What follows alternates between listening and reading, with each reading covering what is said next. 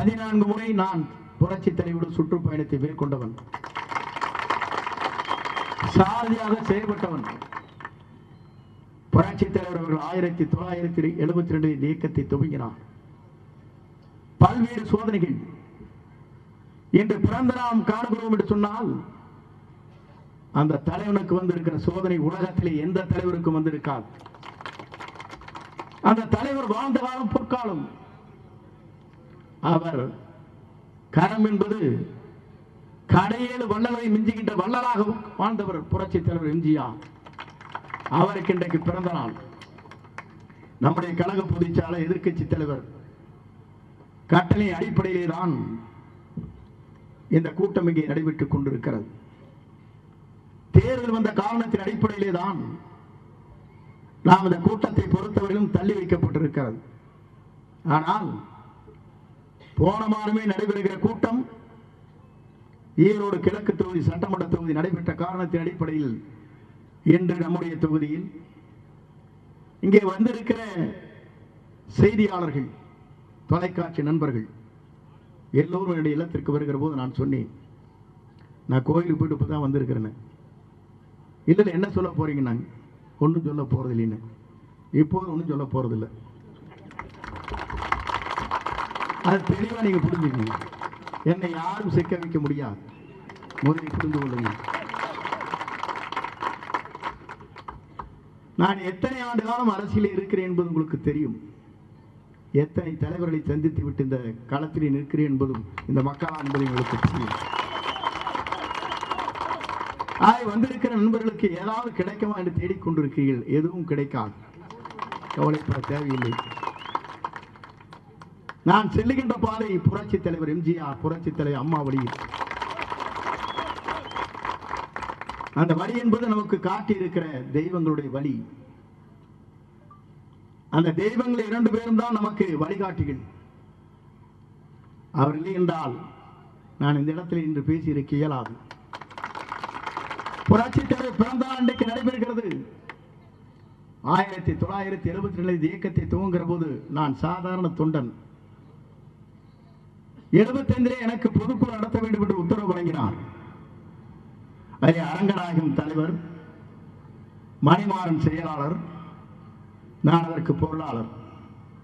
அன்றைக்கு பல்வேறு இடர்பாடுகள். புரட்சி தலைவருக்கு சினிமா படம் கூட இங்கே எடுக்க முடியவில்லை. தமிழ்நாட்டில் தடுமாறிக் கொண்டிருக்கிற நேரத்தில் புரட்சி தலைவர் எங்களை அழைத்தார். மக்களிடத்திலிருந்து எவராலும் அவரை அசைத்த முடியுமா என்ற வரலாற்றை படைத்த தலைவர். அந்த தலைவர் அழைத்த இடத்தை சொல்லுகிற போது எங்கள் 3 பேரையும் அழைத்து பொதுக்குழுவை நடத்துங்கள் என்று சொன்னார். எங்களோடு 16 பேர்கள் அங்கே வந்தார்கள். பொதுக்குழுவை நாங்கள் சிறப்பான முறை நடத்தி காட்டினோம். எதற்காக இதை சொல்கிறேன் சொன்னால், இன்றைக்கு இருப்பதை போல அன்றைக்கு இல்லை. நாங்களாம் எதிர்கட்சி, சாதாரண ஆட்கள். இன்றைக்கு எந்த கூட்டத்தை வேண்டுமானாலும் நடத்த முடியும். அன்றைக்கு அப்படிப்பட்ட சூழ்நிலைகள் இல்லை. அந்த சூழ்நிலையை வெற்றிகரமாக நடத்தி காட்டினோம். புரட்சி தலைவர் சொன்னார், கூட்டத்தை சிறப்பான முறை நடத்தியிருக்கிறீர்கள். சத்யா சுடைய சென்று பார்த்த உடனே சொன்னார், நாங்கள் அத்தனை பேரும் நீங்கள் உத்தரவிட்டிருக்கிறீர்கள், பச்சையை குத்திக் கொண்டோம் என்று சொன்னோம்.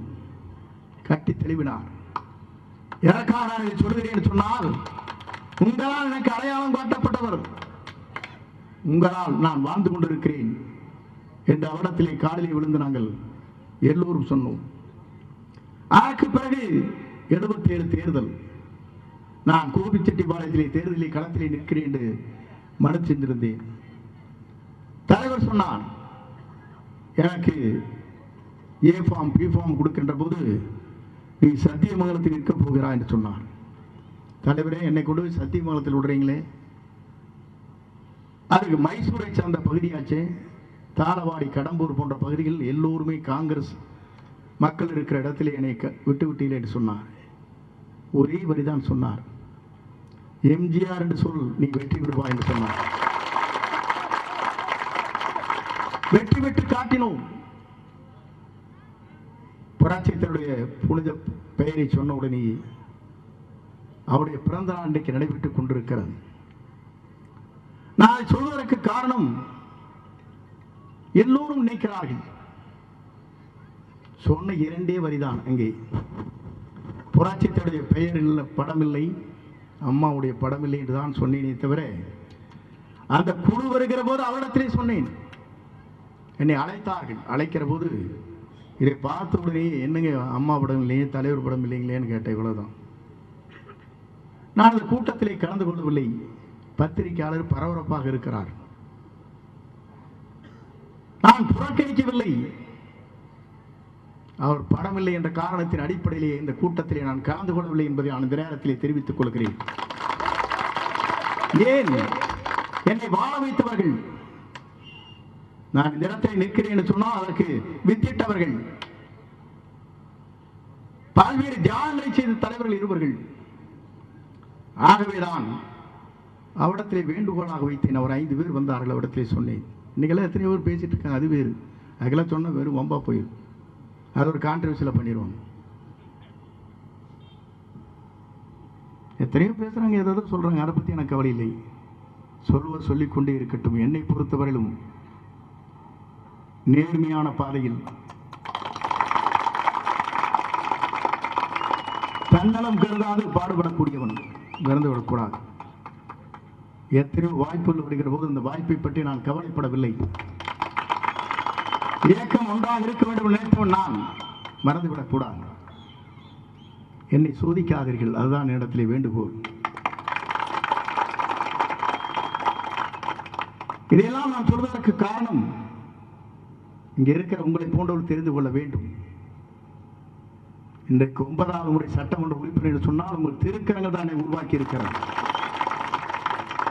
நீங்களே என்றால் நான் இல்லை. செய்திகளை உடனுக்குடன் தெரிந்து கொள்ள உடனே சப்ஸ்கிரைப் பண்ணுங்க.